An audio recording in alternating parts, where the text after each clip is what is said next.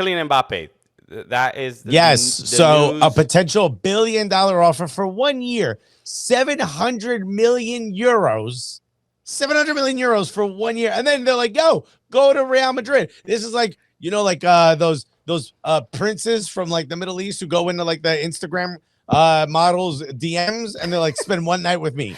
$15,000. Yeah. This is the basically indecent proposal. Right? It's a little thotty. Yo, Kylian Mbappe got to be a little bit of a thotty to take this deal. I just want to show you off a little bit. That's it. Yeah. Hey, yo, how'd you get that trip to Dubai? Kylian Mbappe. I don't want to tell you. No, let's be honest, bro. He's kind of being pushed to take this deal. He said he wants out. PSG is trying to put pressure on him. They said they're not gonna let him play essentially if he doesn't sign another contract. Since he doesn't want to sign another contract, they're trying to move him. They say, hey, we'll take whatever offer.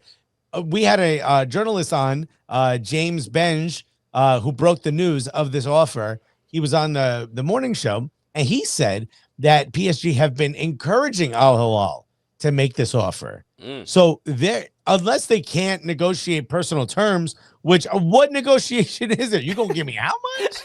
Because personally, I like those terms. Yeah.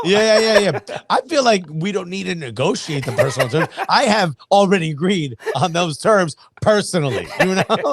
It is absolutely a earth-shattering. I don't think this puts a stain on his career. I don't think this looks weird. I don't think this feels like the Ronaldo move. He has no other options. It's either you don't play for a season at PSG and they lose all this money, or they save their behinds on financial fair play by taking this offer. You basically get a training sessions for a year, right? And then you move on to Real Madrid where you wanted to be anyway. The only way this is a negative is he goes out and picks up a massive injury in the Saudi league. Yeah, it's a strange situation. It's a game of chicken, right? I mean, I think the real issue was, Kylian Mbappe. I mean, I guess in hindsight, it's probably not that big a deal. But when he re-signed a couple years ago, that was really the bigger it felt like that was the right time to leave. But then and eventually, well, I mean, he kind of finessed them a little bit by setting himself up to be able to do what he's doing here.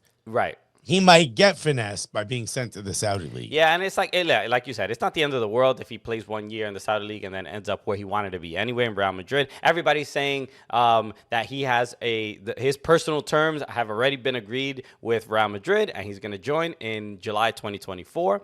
It's a look. I don't feel bad for the guy, but it's. You don't want you wouldn't want to see him play there and not play in Champions League and so on and so forth. But we'll basically forget him for a year, and then he'll probably end up going where he wants to go. As far as the amount of money, it raises so many other concerns of just like, what the hell.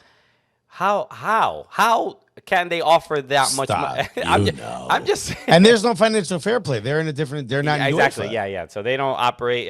It feels a little bit like the Saudi League. I mean, it feels like a money laundering operation. It's not. They get money out of the ground essentially. I don't know. They're an oil rich state. Not for them. Not for them to launder money. Well, who knows? But for the we can't speculate because it's impossible. Alleged. I'm just saying. The amount of money being thrown around. It just weirdly, like even with Chelsea, it's just like how convenient that. That's also Saudi money, by the way. Right. Like, so it just feels like how convenient is it that you have all these players, 8-year contracts, all these financial issues, but then you're like, yo, all of a sudden my problems get fixed because even the Premier League moving, like, I don't know how many players have already signed from Premier League to the Saudi League. It's already been like, I don't know, 25, 30. Yeah. It's just like, bro, they're fixing a lot of financial issues for you. So I don't know what whatever. I'm just saying. But yeah. It makes you think. Yeah. You know? I don't know what the end game is for Saudi Arabia and the Saudi League.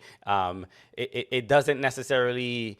I've seen people have this debate about like, oh, they're just trying to be like MLS. Well, MLS is at the very least, maybe at the beginning they were trying to get, retirement league. MLS ain't spending this kind of money. But really the only way to build a strong foundation for a league is to build the academies and youth, and that's how you sustain having a proper league for a long amount of time and development, and that's where the money needs to go, and that's why MLS has essentially done it. Effectively, the last decade, they really have been able to produce talent that's able to play on the international stage in other leagues, in other other countries and stuff like that. So yeah, this Mbappe thing. It just feels like accounting a little bit. But whatever, baby, he's gonna be accounting his money. You feel me? It's gonna 22 euros a second. Yeah. Come on. That. Yeah, a lot of Come money. on. that's a Come on, Messi was scared to do it. Mbappe, go do it, bro. Yeah, they were gonna. That's basically what they were gonna pay Messi. They're just paying Mbappe, which arguably is probably gets you a better return. Yes, probably at least for a year. Yeah. All right. So, best of luck to Kylian. I'm sure we'll see why he ends up. Yeah, he really needs it. I think come to NYCFC, bro. We could use you.